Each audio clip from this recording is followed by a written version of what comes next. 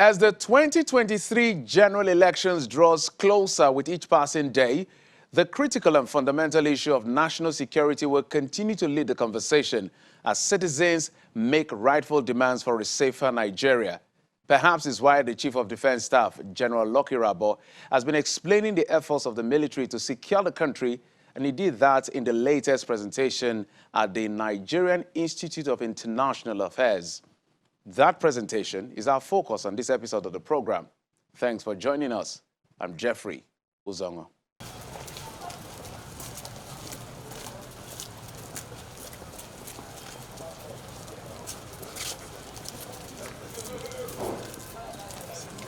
The directive by President Muhammad Buhari to the military and other security agencies to launch an assault on bandits has provided a boost for our forces to be on the offensive, although the jury is divided on that.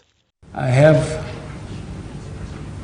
taken the responsibility as Commander-in-Chief for you to go out into the field and secure the country. I have accepted responsibility for your actions in the field. It's up to you to identify your competent officers, irrespective of seniority and paper qualification, and deploy them to make sure that we secure this country. We all look forward to you to perform, and I, as a CNC, I'm backing you 100%, and I expect you to effectively deploy your officers and men to secure the country. As a result of the President's directive, some successes have been recorded, with bandits fleeing parts of their stronghold in the northeast and are now moving to other regions of the country to cause havoc. Prior to the bandits' consistent movement, more areas were said to have been recaptured from the terrorists in the northeast, where suspected bandits allegedly surrendered to government and embraced the amnesty offer. 6 top terrorist commanders surrendered to own troops in Goza. It is pertinent to know that since the surrendering of these terrorists to our own troops, the high caliber of commanders surrendered this time around is unprecedented. Among them, a wali, who is equivalent to a governor, and Qaid, a 3-star commander. The surrender top commanders are Malam Mala Hassan, a wali, Ali Madagali, Munzur, Musa Bashir, a chief Anur, Buba Dahiru, a Munzur, Jafar Hamma, a Qaid, and Abali Nakib Polisawa. Also, within this period too, about 3,858 Boko Haram terrorists and their families surrendered to own troops. That is between 1st July and 14th July. They comprise of 505 males, 1,042 females, 2,311 children. Several other terrorist logistics suppliers and collaborators were arrested with various items at various logistic areas within their theater. Among them were 2 women, one Hawa Gambo and Khadija Dissa. In view of the gains and losses in the fight against insurgency, the Nigerian Institute of International Affairs, Lagos, established in 1961 with the aim of providing ideas on what direction Nigeria should take in international affairs, hosted a series of lectures on the state of the nation. This edition features security, and the Chief of Defense Staff, General Lucky Rabo, is the special guest. General Rabo focuses on security, defense, and development in Nigeria. Fantastic presentation. The event had in attendance renowned Nigerian career diplomats, top army officers from the Nigerian Defense Headquarters, GOCs, Nigerian Air Force, and the Flag Officer commanding Western Naval Command and their officers. I'd like to reserve the best. Also in attendance are senior members of the academia, scholars, top government officials, traditional rulers, and other eminent Nigerians. The defense chief explored contemporary issues of national security, environment, and national development, reflecting on the efforts of the armed forces of Nigeria in bringing peace to the state. The military is currently deployed in aid of civil authority to restore order or manage unsavory internal security situations across the country. Accordingly, the armed forces is currently conducting multiple internal security operations in practically all the 36 states of the Federation, including the FCT. This, of course, stretches our manpower and other resources to its limits. It is, however, gratifying that the efforts of the armed forces of Nigeria have recorded some successes against the evolving threats. These include reducing terrorist capacity to launch attacks against local populace in the northeast by degrading their identified camps and other, of course, safe havens where they have hitherto occupied. This has resulted in thousands of Boko Haram terrorist members surrendering to security forces owing to the sustained kinetic operations against the criminals, as well as reducing the level of violence and other criminalities in other parts of the country. Despite these successes, there are, of course, other scourges, such as terrorism and other crimes, that linger, while the impact on the psychological and socio-economic well-being of the citizens and national development remains very devastating. The efforts of the armed forces of Nigeria in improving the contemporary security environment towards enhancing national development. And in doing this, I have the following scope items which I intend to cover. Of course, after looking at the aim, which is to discuss the armed forces of Nigeria in addressing contemporary security challenges for enhanced development. Now the scope, of course, is what is right there on the screen. And I shall begin by looking at Nigeria's contemporary security environment. Nigeria's contemporary security environment is beset with diverse threats across the 6 geopolitical zones in the country. However, these threats do not manifest in the same proportion in all parts of the country, nor are the driving factors equally symptomatic across the states of the Federation. Speaking on invasion of the Nigerian territory by terrorists and foreigners, General Irabor explains that 137 out of 261 borders in the northeast and northwest are unguarded by the Nigerian security agencies.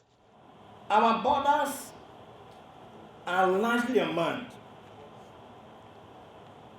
The penetrability of our vast unmanned land areas in the northeast and northwest zones, particularly Borno, Yobe, Sokoto, Zamfara, Katsina states, with neighboring countries such as Niger Republic and Chad, among others, has continued to be a key source of criminality and violent crimes in those parts of the country.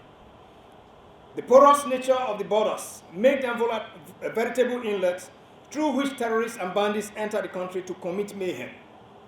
For instance, there are about 364 approved international border points in Nigeria, with about 261 in the northeast and northwest regions, while only 264 of these border points out of these 261 border points, only 124 are manned, leaving the remaining 107 unmanned by security agencies.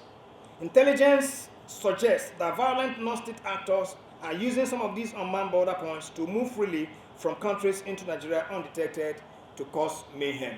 I've also indicated, when I was looking at Nigeria's geostrategic environment, looking at our neighbors, I made the point that criminality currently does not have respect for borders.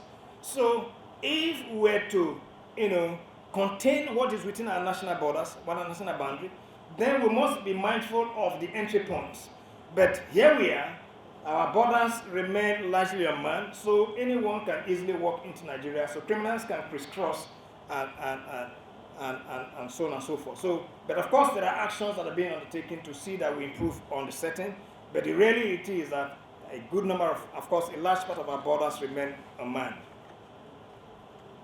A comment on the effects of attacks on correctional centers in parts of the country, long detention, and slow pace in the administration of justice. Now, delay in dispensation of justice. Delay in dispensation of justice is a major factor that undermines efforts at curtailing contemporary security threats for enhanced national development. Now, again, this is also a familiar terrain for us, and I like to bring it up. How does it?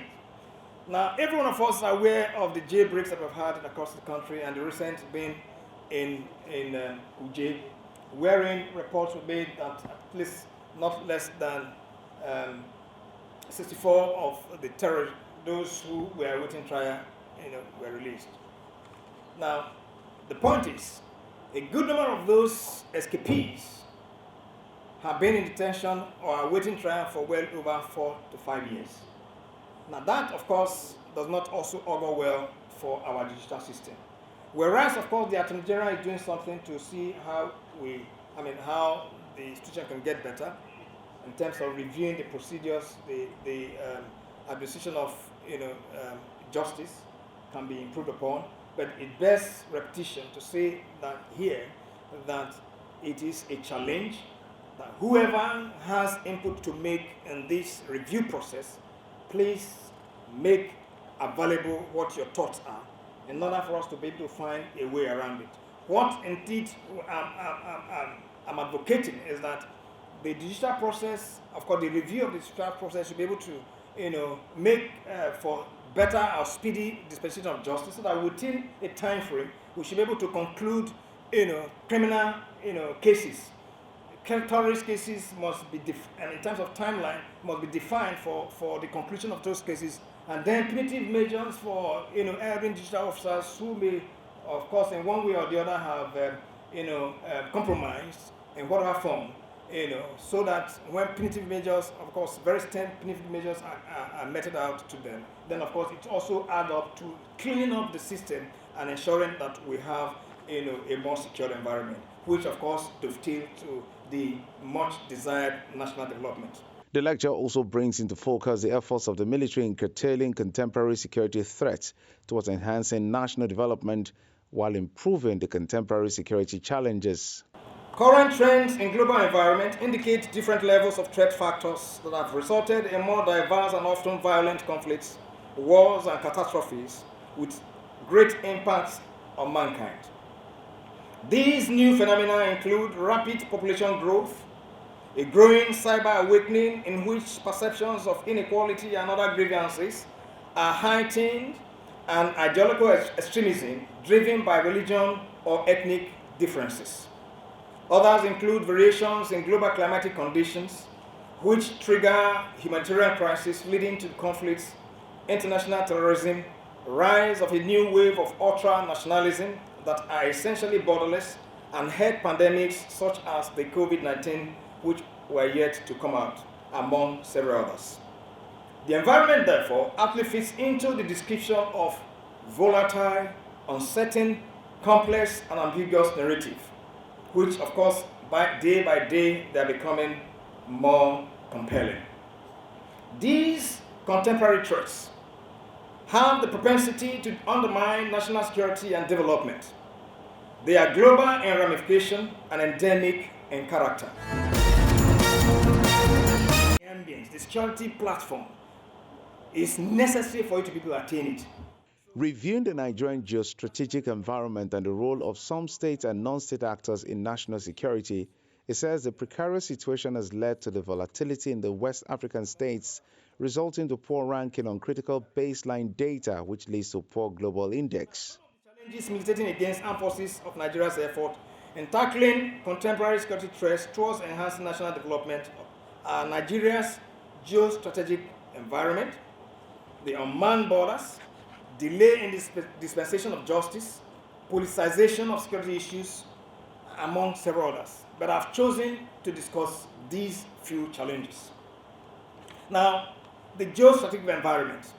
Now, I do not need to speak much about it, because every day you listen to the news, you listen to some of the narratives in many of our networks, what you see is a manifestation of our geostrategic environment, bedeviled with cleavages along religious, tribal, political, partisan, political, and sometimes very obnoxious political discussions, things that have to do. All these aggregate to the narratives that are given to threats. And if there are complications along these lines, then of course, those who are put at the forefront addressing these issues now begin to unwind, if you like, the various threads, to be able to separate the strands, to be able to undertake, to know what to do. So this is the complex nature of where we are. And compounding it, of course, the Human Development Index, among several other indices of development, also are quite right. Now, you must put all this in context to be able to understand that our geostrategic environment remains a challenge. When you are dealing with these issues. I'm bringing it up because it's not a showstopper. Rather, that if there is an expectation of a speed of accomplishment, it must be viewed from these realities. These realities are there, and if you do not have a clear understanding of these issues, then of course you will not be providing solutions that will meet the need. The presentation was not all about challenges, but a resolve to profile solutions in addressing national security threats.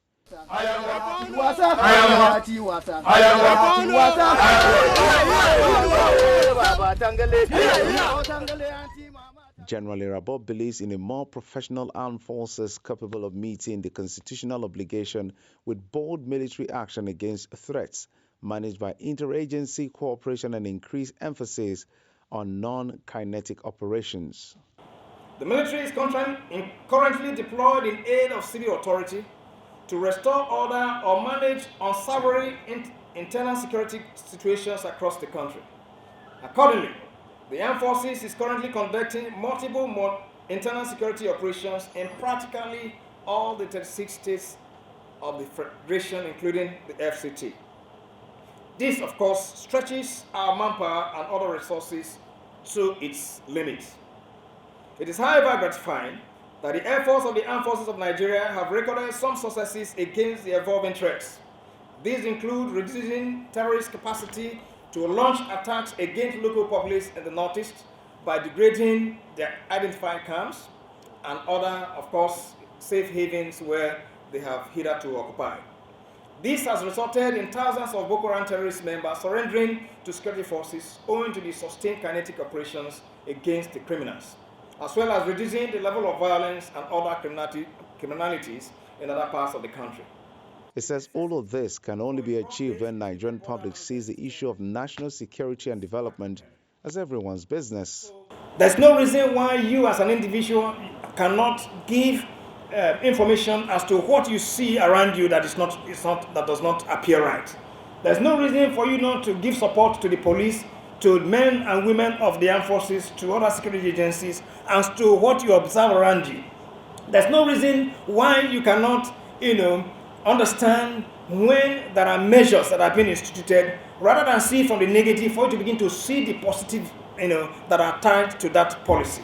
There's no reason for you not to see someone who is breaking, an installation that has been established for a common good. You believe that, this is not harming me directly, but indirectly he's actually harming you. When you see such, you must report. And you do not necessarily have to expose yourself to such danger. There are means that you can report without, the perpetrator of that evil knowing that you are the one who made the report. So these are part and parcel of the efforts which I believe that constitute this whole of society or whole of nation that we are advocating. Concerned about some of the issues raised, participants gave their responses on challenges facing the country, especially as it affects national security. There is the 2014 report of the National Conference. There are 3 recommendations made by that conference. The report is available. It's even online. One was that there should be the creation of a border guard, which will be a command specific command, and they would have been equipped, they would have been set up, and they will free the immigration and the army from now having to deal with the border. Of course, the report has not been implemented. These are recommendations which I hope your office could look at and see whether they will help you now that the issues of security that you are facing are even more than what we saw in 2014. One attack per day as of December 2019. By first quarter of 2021, as the General alluded, Mr. President directed that the private security operators, those who man the skilled ambush area in Lagos, should hands off that particular contract to Nigerian Navy and the Nigerian Maritime Administration and Safety Agency. That first quarter, the story changed from one attack per day average to one attack per month average. But the third quarter of 2021, Nigeria recorded a breakthrough history of 27 years record of elimination attack in our own territorial water, something that we have never recorded since 1994. Mr. Chairman, by December, the story 2021, the story continued to increase. But wonderfully, today, from January till now, we have never reported a single attack in Nigeria. So, I think the issue of performance of our militaries is something that has to be gradual. Mr. Chairman, you made mention a reportage in 1969. You can take the history back to 69 even. The decay in our own system in terms of security to date. And you begin to think whether it's the right time to say that we have to eliminate it today or yesterday or the day or yesterday. This something has to be gradual. With the economic situation we find ourselves, and I know leadership is not quite easy. I know what is happening around the security apparatus in this country. If you talk, General couldn't talk about the infrastructure. He talked the issue of border. He did not tell you how many vehicles available to man those borders that are manning. He did not tell you the kind of weapons these criminals hold and his own guards, team, they are holding. The capacity, the age, the sophistications of those arms, and employ on all Nigerians to lay their lending hands in trying to see the end of this. It's the responsibility, the security issue is the responsibility of all, not only the Nigerian army. The traditional institution, it's like it does not exist, and yet it is absolutely important. It is the veritable instrument that is on the ground, that is the closest to the people, and for you to succeed, you need information. And I believe this group of people, of course, it's already been polluted by a whole lot of other groups, but you have the serious senior traditional groups that I believe should be engaged, should be empowered to be able to mobilize the populace, to be able to be the watchdog on what is happening in their territories, to be able to give you information and directions to enhance your own activities. So I believe it is something that should be looked into seriously. It's about time we look into what we have and use what we have and use our culture, our tradition, our exposure, our realities to fight this menace that's been on for so long. And we've tried so many other methods. I think we should look inward and use some of our homegrown methods to solve this issue. He rounds off with an affirmation that the 2023 general elections will hold and encourages everyone to participate as security agencies are ready to ensure it's free, fair, and credible. There are incidents are dealt with, and that's the issue. And it has nothing to do with election. Election certainly will hold. And I believe that it's the chairman of the Independent Electoral Commission that you asked. And he has been briefing Nigerians. And from all the briefings he has given, there's no reason for us not to believe that the election will hold. And we, as members of the armed forces, will give support to that enterprise because this is good for our nation. It shows the growth of our democracy. If the content of this lecture is honestly implemented with a strong allegiance to the Nigerian state by all, a new and better nation can be possible. That's it on this episode of the program. Thanks for your time and, of course, your usual company. I'm Jeffrey Uzonga.